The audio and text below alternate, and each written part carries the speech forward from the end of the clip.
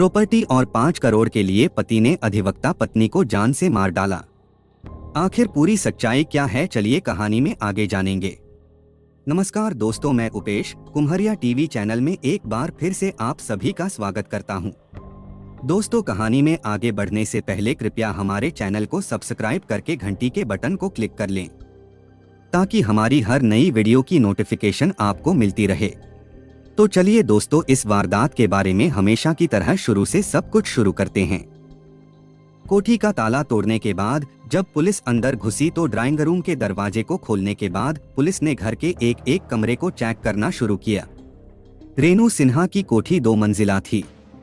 इसी बीच पुलिस दल में शामिल लोगों ने जब बाथरूम का दरवाजा खोला तो एक तरह से उनकी चीख निकलते निकलते बची, क्योंकि वहां रेनू की लाश पड़ी थी। रेनू के सिर और कान से थोड़ा खून जरूर बह रहा था। जिस्म के दूसरे हिस्सों में भी चोट के कई निशान दिखाई पड़ रहे थे। इससे साफ था कि रेनू सिन्हा ने हत्या से पहले कातिल के साथ संघर्ष किया था। हैरानी की बात यह थी कि घर का सारा सामान अपनी जगह था, यानी वहां कोई लूटपाट या डकैती जैसी वारदात के कोई संकेत दिखाई नहीं पड़ रहे थे। लेकिन ताज्जुब की बात यह थी कि रेनू का पति नितिन फरार था। यह वारदात 10 सितंबर 2023 को देश की राजधानी दिल्ली से सटे गौतम बुद्ध नगर जिला नोएडा के सेक्टर 30 में स्थित कोठी नंबर D40 में हुई थी। उसके कारण पूरे पुलिस विभाग की नींद उड़ गई थी। वारदात ही ऐसी थी कि उस इलाके में रहने वाले लोगों के दिलो दिमाग में भी दहशत भर गई थी। यह ऐसा सुरक्षित व पॉश इलाका है जहां कड़ी सुरक्षा के कारण अपराधी वहां आने से पहले 100 बार सोचे।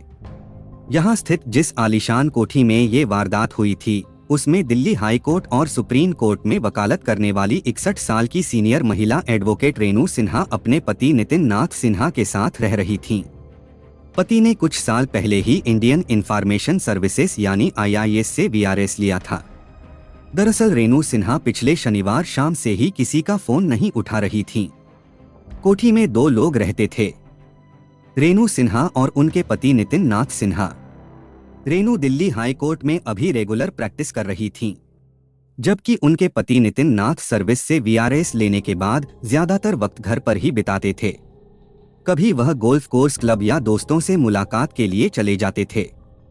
हैरत की बात यह थी कि जो लोग रेनू सिन्हा से बात करना चाहते थे, जब उनका फोन नंबर नहीं मिला तो उन्होंने नितिन नाथ सिन्हा के फोन पर संपर्क करना चाहा, तब उनका फोन भी पिक नहीं हुआ। रेनू सिन्हा का फोन नहीं मिलने के कारण सबसे ज्यादा चिंतित रेनू के भाई अजय सिन्हा थे। पेशे से पत्रकार अजय सिन्हा वैसे तो मूल रूप से बिहार के पटना के रहने वाले हैं, लेकिन काफी लंबे समय से अपनी पेशेवर जिंदगी के कारण वह भी नोएडा में ही रह रहे थे। कुछ भी हो जाए, रेनू सिन्हा हर रोज अपने भाई व परिवार के लोगों से बात जरूर करती थीं। लेकिन शनिवार के बाद जब रविवार को भी उन्होंने न तो खुद किसी को फोन किया और न ही उन्होंने किसी का फोन पिक किया, तो अजय सिन्हा की भी चिंता बढ़ गई। चिंता उस समय और भी ज्यादा बढ़ गई जब रेनू की एक हम उम्र दोस्त प्रमिला सिंह रविवार सुबह करीब 1 बजे उनके घर पहुंची तो कोठी का मेन गेट बंद था। उन्होंने रेनू व उनके पति को कई बार फोन किया। उनके फोन की घंटी तो बजती रही, लेकिन फोन पिक नहीं किया गया। प्रमिला ने यह बात फोन करके रेनू के भाई को बताई।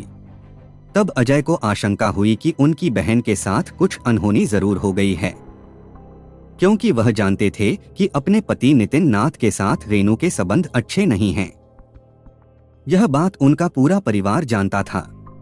किसी अनहोनी की आशंका में अजय सिन्हा ने कोतवाली सेक्टर 20 नोएडा के SHO धर्मप्रकाश शुक्ला को फोन करके बताया कि उनकी बहन रेनू सिन्हा, जो अपने पति के साथ सेक्टर 30 के D40 में रहती हैं, वह किसी का फोन नहीं उठा रही हैं। वहां पुलिस को भेजकर पता कराने की कोशिश करें कि उनके साथ कोई अनहोनी तो नहीं हो गई है। दरअसल रेनू सिन्हा का घर सेक्टर 20 थाना क्षेत्र में ही था। एक बात तो तय थी कि रेनू और नितिन नाथ के फोन ऑन थे। उन दोनों के फोन की घंटी भी बज रही थी, लेकिन कॉल नहीं उठ रही थी। यही वजह थी कि रेनू के भाई अजय सिन्हा ने सेक्टर 20 थाने के SHO को फोन करके बहन की गुमशुदगी की खबर दी। SHO धर्मप्रकाश शुक्ला ने स्थानीय चौकी के इंचार्ज को पुलिस टीम के साथ सेक्टर 30 मेडी ब्लॉक की कोठी नंबर 40 पर पहुंचने के लिए कहा, तो वह पुलिस टीम के साथ तत्काल ही वहां पहुंच गए। उन्होंने देखा कोठी के गेट पर तो ताला लटका था। जब यह बात एसएचओ को पता चली तो उन्होंने अजय सिन्हा को बता दिया कि कोठी पर ताला लटका है और आगे की कार्रवाई के लिए उन्हें थाने आना होगा। करीब 2:30 बजे अजय सिन्हा अपने 1-2 परिचितों को लेकर सेक्टर 20 थाने पहुंच गए। उन्होंने इंस्पेक्टर शुक्ला को सारी बात बताई। साथ ही बताया, अगर मेरी बहन लापता है तो इसका साफ मतलब है कि जीजा नितिन नाथ ने ही उन्हें या तो कोई नुकसान पहुंचा दिया है या उन्हें गायब कर दिया है। ऐसा भी तो हो सकता है कि वे दोनों अपनी मर्जी से कहीं चले गए हों और किसी कारणवश उनके फोन उनके पास नहीं हो। इंस्पेक्टर शुक्ला ने कहा, नहीं इंस्पेक्टर साहब, ऐसा नहीं हो सकता क्योंकि मेरी बहन कैंसर पेशेंट हैं और करीब 1 महीना पहले ही अस्पताल से डिस्चार्ज होकर घर आई हैं, अमेरिका के अजय सिन्हा ने कहा। लेकिन आपने अभी अपने जीजा पर शक जताया, इसकी कोई खास वजह? इंस्पेक्टर शुक्ला ने अजय से पूछा। इसके बाद अजय ने जो कुछ बताया, इंस्पेक्टर शुक्ला के लिए यह समझने को काफी था कि नितिन नाथ पर किया गया शक बेवजह नहीं है। अगले 2 घंटे बाद इंस्पेक्टर धर्म प्रकाश शुक्ला अजय सिन्हा और पुलिस की टीम को लेकर एडवोकेट रेनू सिन्हा की कोठी पर पहुंच गए। पुलिस ने सबसे पहले ताला तोड़ने वाले को बुलवाकर कोठी के मुख्य गेट पर लगे ताले को तुड़वाया तो देखा छोटे गेट की कुंडी अंदर से बंद थी। अजय सिन्हा के किसी पत्रकार दोस्त ने पुलिस कमिश्नर लक्ष्मी सिंह को भी फोन कर दिया था, जिसके कुछ देर बाद सेंट्रल नोएडा के DCP Harish Chandra, additional DCP शक्तिमोहन Awasthi, इलाके के एसीपी सुमित शुक्ला भी मौके पर ही पहुंच गए। उच्चाधिकारियों के मौके पर पहुंचते ही सेक्टर 20 थाने की पुलिस और ज्यादा अलर्ट हो गई। इस पूरी कवायद में शाम के 7 बज चुके थे। कोठी का ताला तोड़ने के बाद जब पुलिस अंदर घुसी तो ड्राइंग रूम के दरवाजे को खोलने के बाद पुलिस ने घर के एक कमरे को चेक करना शुरू किया। रेनू सिंह की कोठी 2 मंजिला थी। ग्राउंड फ्लोर पर ही रेनू और नितिन नाथ सिन्हा का बेडरूम था। शायद उनके कमरे से उनके लापता होने का कोई सुराग मिल जाए, यह सोचकर तमाम आला अफसर जब उनके कमरे में गए तो उन्हें वहां ऐसा कुछ संदेहजनक नहीं लगा। इसी बीच पुलिस दल में शामिल लोगों ने जब बाथरूम का दरवाजा खोला तो एक तरह से उनकी चीख निकलते निकलते बची, क्योंकि वहां रेनू की लाश पड़ी थी। अधिकारियों के कहने पर एक पुलिसकर्मी ने रेनू की नब्ज टटोली, लेकिन उनका शरीर पूरी तरह निर्जीव था। लाश पूरी तरह ठंडी पड़ चुकी थी, जिसका मतलब साफ था कि उनकी मौत को कई घंटे बीत चुके हैं। अजय सिन्हा और उनके घर वाले रेनू सिंह की लाश मिलने के बाद फूट फूट कर रोने लगे। आसपास के कमरों में भी छानबीन की गई। आशंका थी कि कहीं किसी ने रेनू के पति नितिन नाथ की भी तो हत्या नहीं कर दी हो, लेकिन ग्राउंड फ्लोर पर कहीं कुछ नहीं मिला। रेनू के सिर और कान से थोड़ा खून जरूर बह रहा था। जिस्म के दूसरे हिस्सों में भी चोट के कई निशान दिखाई पड़ रहे थे। इससे साफ था कि रेनू सिंह ने हत्या से पहले कातिल के साथ संघर्ष किया था। हैरानी की बात यह थी कि घर का सारा सामान अपनी जगह था, यानी वहां कोई लूटपाट या डकैती जैसी वारदात के कोई संकेत दिखाई नहीं पड़ रहे थे। लेकिन ताज्जुब की बात यह थी कि रेनू का पति नितिन फरार था। रेनू के भाई अजय सिन्हा बार बार कह रहे थे कि उनकी बहन की हत्या पति नितिन नाथ ने ही की है। पुलिस को तलाश में रेनू सिन्हा का मोबाइल नहीं मिला था, लेकिन यह तभी पता चल सकता था कि रेनू की हत्या पति ने की है या किसी अन्य ने। बहरहाल पुलिस ने फोरेंसिक टीम को बुलाकर मौके से साक्ष्य एकत्र करने की कार्रवाई पूरी की और रेनू सिन्हा के शव को पोस्टमार्टम के लिए मोर्चरी भिजवा दिया। दिलचस्प बात यह रही कि उस समय पुलिस को पूरी कोठी की तलाशी लेने का ख्याल तक नहीं आया, लेकिन नितिन का कुछ पता नहीं चला। सेक्टर 20 थाने आकर उच्चाधिकारियों के निर्देश पर एसएचओ धर्म प्रकाश शुक्ला ने भादनसं की धारा 302 में अज्ञात हत्यारों के खिलाफ हत्या का मुकदमा दर्ज कर लिया। जांच की जिम्मेदारी भी उन्होंने अपने पास ही रखी। इसके बाद नितिन नाथ का पता लगाने और रेनू सिंह के मोबाइल की जानकारी लेने के लिए पहले दोनों के फोन की कॉल डिटेल्स व उनके फोन की लोकेशन निकलवाई गई तो पुलिस का माथा ठनका, क्योंकि रेनू सिन्हा और नितिन नाथ दोनों के मोबाइल फोन की लोकेशन उसी D40 कोठी के आसपास की नजर आ रही थी जहां वे रहते थे। इसका मतलब साफ था कि रेनू और उनके पति के फोन कोठी के भीतर ही हैं। आखिरकार रात 12 बजे पुलिस दोबारा और सही मायने में हरकत में आई। तब पुलिस ने रेनू सिन्हा की कोठी और उसके आसपास के मकानों की सीसीटीवी फुटेज चेक करने का काम शुरू किया। इसी दौरान पुलिस ने ये गौर किया कि रेनू का पति नितिन पिछले 24 घंटों से ज्यादा वक्त में कभी बाहर ही नहीं निकला है। हाँ, दिन में करीब 2 बजे 1-2 लोग घर में जरूर आए थे, लेकिन उन्हें किसी ने कोठी के मेन गेट पर लगा छोटा दरवाजा खोलकर अंदर बुला लिया था। करीब आधे घंटे बाद आगंतुक चले गए और दरवाजा फिर किसी ने अंदर से बंद कर लिया था। उसके बाद घर के भीतर किसी के आने या किसी के बाहर निकलने की कोई फुटेज नहीं थी। पुलिस ने एक बार फिर से रेनू के घर वालों को मौके पर बुलाया। सीसीटीवी कैमरे में नितिन के घर से बाहर न जाने की पुष्टि होने की बात साफ होने के बाद पुलिस ने फिर से कोठी के निचले और दूसरी मंजिल की तलाशी लेने का काम शुरू किया। कहानी में असली ट्विस्ट तब आया जब रेनू का पति नितिन पुलिस को उसी कोठी में छिपा हुआ मिला। असल में नितिन अपने ही मकान के पहले माले में बने स्टोर रूम में छिपा हुआ था। पुलिस ने जब रेनू की लाश बरामद की थी तब उसने ऊपर की मंजिल पर केवल कमरों में ही सरसरी तौर पर तलाशी ली थी, जबकि स्टोर रूम छोड़ दिया था। लेकिन रात को दूसरे चरण में पूरे घर का चप्पा चप्पा छानने की कवायद में पुलिस को घर में स्टोर रूम में नितिन नाथ छिपा हुआ मिल गया। इसके लिए भी पुलिस ने एक तरकीब निकाली थी। पुलिस टीम ने 4 अलग अलग मोबाइल फोन से लगातार रेनू और नितिन के मोबाइल पर कॉल करने का काम शुरू किया, और जबकि कुछ टीम घर के अलग अलग हिस्सों में सर्च का काम कर रही थी। पुलिस को तो सपने में भी उम्मीद नहीं थी कि नितिन घर में छिपा मिलेगा। पुलिस तो रेनू व नितिन के मोबाइल को तलाशने के लिए घर में सर्च कर रही थी, क्योंकि दोनों फोन की लोकेशन लगातार घर में ही आ रही थी। पुलिस जब तलाश करते हुए पहली मंजिल के स्टोर रूम तक पहुंची तो इंस्पेक्टर डीपी शुक्ला की टीम को कुछ घनघनाने की आवाज आई। लगा मानो किसी का मोबाइल वाइब्रेट कर रहा है। जहां से आवाजें आ रही थीं, वह एक स्टोर रूम था। स्टोर रूम में 2 दरवाजे थे। एक दरवाजा अंदर से बंद था, जबकि उसके दूसरे गेट पर बाहर से ताला लगा था। पुलिस ने स्टोर रूम के दरवाजे का ताला तोड़ा तो अंदर नितिन नाथ छिपा बैठा था। पुलिस ने जब स्टोर रूम का दरवाजा खोला तो अंदर Nitin mobile phone, charger, coffee mug सब कुछ लेकर इत्मीनान से बैठा हुआ था। तब तक रात के 3 बज चुके थे, यानी जो शख्स पिछले कई घंटों से लाश मिलने वाली जगह से महज 2 मीटर के फासले पर छिपा था। पुलिस को उस तक पहुंचने में कत्ल का खुलासा होने के बाद भी 8 घंटे का वक्त लग गया। पुलिस को अब लगा कि अगर उन्होंने सीसीटीवी फुटेज की जांच, कोठी की सही तरीके से तलाशी की होती तो ये कामयाबी दोपहर में ही मिल जाती। बहरहाल नितिन नाथ को जब पकड़ा गया तो उसके पास छिपाने के लिए कुछ भी नहीं था। उसने कबूल कर लिया कि अपनी पत्नी रेनू की हत्या उसने ही गला दबाकर की है। उसने एक एक सच से पर्दा उठा दिया। रेनू सिन्हा को जीवन में सब कुछ मिला। वह सुप्रीम कोर्ट की अच्छी वकील थीं। बेटा गिरीश अमेरिका में जॉब करता है। शादी भी एक समृद्ध परिवार में हुई। लेकिन एक चीज थी जो बीते 33 साल से सही नहीं थी। वो था रेनू का वैवाहिक जीवन। रेनू और नितिन 33 साल पहले एक दूसरे के हुए थे, लेकिन उनका रिश्ता खुशहाल नहीं था।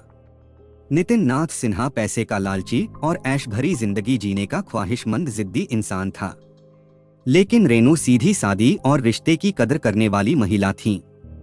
उनका एकमात्र बेटा 15 साल पहले अमेरिका चला गया और वहीं बस गया।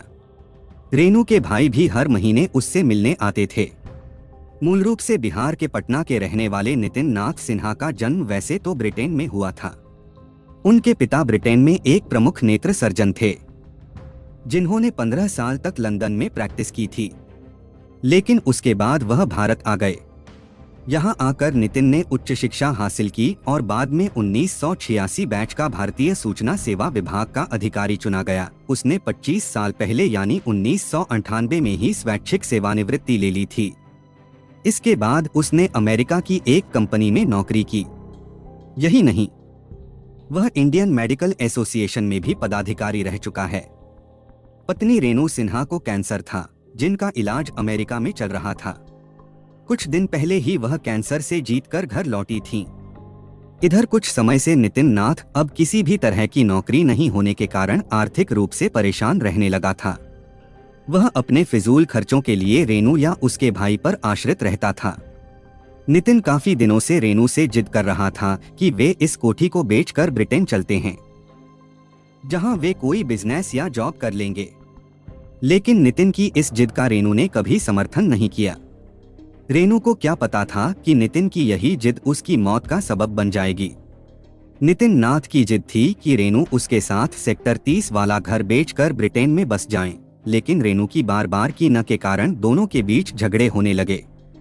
कभी कभी तो नितिन रेनू पर हाथ भी छोड़ देता था। रेनू ने अपने भाई और बेटे को यह बात बता दी थी, इसलिए बेटे ने तो अपने पिता से बात तक करनी बंद कर दी। अजय सिन्हा भी नितिन को इस बात पर लानत देने लगे।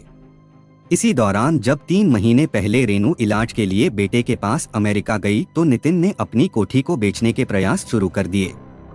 1 महीना पहले जब रेनू कैंसर के इलाज से ठीक होकर घर आई, तो उससे पहले नितिन ने मनमोहन भंडारी नाम के एक ब्रोकर से अपनी कोठी का 5 करोड़ 70 लाख में सौदा कर लिया और बतौर एडवांस 55 लाख रुपए का बयाना भी ले लिया था। घर आने के 15 दिन बाद नितिन ने रेनू को बताया कि उसने कोठी का सौदा कर दिया है। बस इस बात पर दोनों के बीच आए दिन लड़ाई होनी शुरू हो गई। पहले तो केवल कहासुनी होती थी, बाद में हाथापाई भी होने लगी और उसके बाद इस झगड़े की बात उनके बेटे व रेनू के घर वालों को पता चल गई। रेनू ने साफ कह दिया था कि वह किसी भी हाल में अपना घर नहीं बेचने देगी, क्योंकि उस घर में उनके मेहनत की कमाई भी लगी थी और इस घर में उनकी जिंदगी भर की यादें जुड़ी थीं। कत्ल से 2 दिन पहले रेनू और उनके पति नितिन के बीच प्रॉपर्टी को लेकर ही विवाद हुआ था। रेनू ने यह बात भी अपने बेटे व भाई को बताई थी। रविवार को सुबह से ही दोनों के बीच कोठी बेचने के विवाद पर बहस चल रही थी। दरअसल ब्रोकर ने कह दिया था कि वह जल्द ही मकान खाली कर रजिस्ट्री उनके नाम कर दे या एडवांस वापस कर दे। नितिन नाथ ब्रिटेन में सेटल होने की तैयारी में इतना पैसा पानी की तरह बहा चुका था कि अब वह मकान बेचने के फैसले से पीछे नहीं हट सकता था। यही कारण था कि आए दिन रेनू से उसकी बहस होने लगी। रविवार की सुबह 10 से 11 बजे के बीच में इसी बात को लेकर रेनू व नितिन की बहस इतनी बढ़ी कि गुस्से में आकर उसने रेनू का सिर दीवार पर दे मारा। जब वह चीखने लगी तो नितिन नाथ ने तकिए से रेनू का मुंह दबाना शुरू कर दिया, जिससे वह निस्तेज हो गई। उसने मुंह पर कपड़ा बांधकर उसे खींचकर बेडरूम के ही बाथरूम में डाल दिया। अपने गुस्से में रेनू से हाथापाई करते वक्त नितिन ये भूल गया था कि ब्रोकर को किसी ग्राहक के साथ उसका घर देखने के लिए 1 घंटे बाद आना है। थोड़ी देर में ब्रोकर घर देखने आने वाला था तो नितिन नाथ ने बेडरूम में बने बाथरूम में रेनू की लाश को छिपाया और बाहर से उस पर ताला लगा दिया।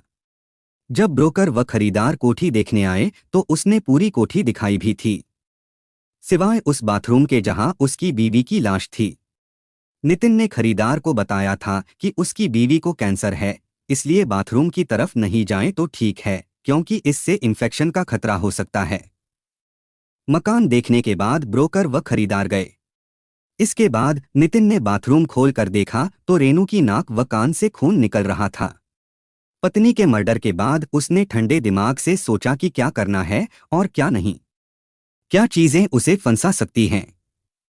इसके बाद नितिन ने घर में बिखरा सारा खून साफ कर दिया और तो और रेनू का लैपटॉप, उसकी गाड़ी की चाबी, ये सारी चीजें भी उसने ठिकाने लगा दी थीं। उसने घर के सीसीटीवी कैमरे को भी छिपा कर रख दिया ताकि अगर कोई घर में आए तो यह लगे कि रेनू शायद कहीं बाहर गई हैं। नितिन के पास ब्रिटिश पासपोर्ट पहले से ही था, जिससे वह आसानी से भारत से बाहर भाग सकता था। उसने फैसला कर लिया था कि वह अगले दिन या रात में रेनू की लाश को ठिकाने लगा देगा। इसके बाद उसने बचने के लिए खुद को स्टोर रूम में बंद कर लिया। उसे पता था कि रेनू से मिलने के लिए उसके परिवार का कोई सदस्य या परिचित घर आ सकता है, इसलिए उसने सुबह से ही अपने घर के मुख्य गेट पर बाहर से ताला लगा दिया था। ब्रोकर को भी उसने कोठी के अंदर बुलाने के लिए छोटे दरवाजा को खोला था। शव मिलने के बाद पुलिस को लगा कि नितिन देश छोड़कर भाग गया होगा, क्योंकि वह ब्रिटेन भागना ही चाहता था। लेकिन जब नितिन व रेनू दोनों के मोबाइल की लोकेशन घर के अंदर मिली और रेनू की लाश मिलने के बावजूद सीसीटीवी में नितिन के घर से बाहर निकलने की कोई फुटेज नहीं मिली, तो पुलिस को लग गया कि हो न हो कोठी के भीतर ही कातिल का राज छिपा है। फिर कत्ल के 15 घंटे बाद स्टोर रूम में छिपे रेणु के कातिल पति नितिन नाथ को गिरफ्तार कर लिया गया। नितिन नाथ ने पुलिस को पूछताछ में बताया कि स्टोर रूम में छिपे रहने के दौरान उसके फोन पर जिसकी भी कॉल आई, उसने सबको बताया था कि वह दिल्ली में लोधी रोड पर है, जब घर आएगा तो मुलाकात करेगा। उसका कहना था कि अगर वह पकड़ा नहीं जाता तो वह बाहर भाग जाता और फिर बाद में कभी कोर्ट में अपने वकील के माध्यम से हाजिर होता। नितिन नाथ स्टोर रूम में छिपे रहने के दौरान सिर्फ कॉफी पीकर अपना पेट भरता रहा। उसने अपने वरेनू के फोन को साइलेंट मोड पर डालकर वाइब्रेशन पर कर दिया ताकि घर में कोई आ भी जाए तो उसके स्टोर रूम में छिपे होने की जानकारी किसी को न मिले। विस्तार पूछताछ के बाद जांच अधिकारी इंस्पेक्टर डीपी शुक्ला ने नितिन नाथ को अपनी पत्नी रेणु की हत्या के आरोप में गिरफ्तार कर लिया। उसे अगले दिन हत्या व सबूत नष्ट करने के आरोप में अदालत के समक्ष पेश किया गया, जहां से उसे जेल भेज दिया गया। दोस्तों, इस कहानी के बारे में अपनी राय कमेंट बॉक्स में जरूर दें और अंत में आप सभी को बहुत बहुत धन्यवाद।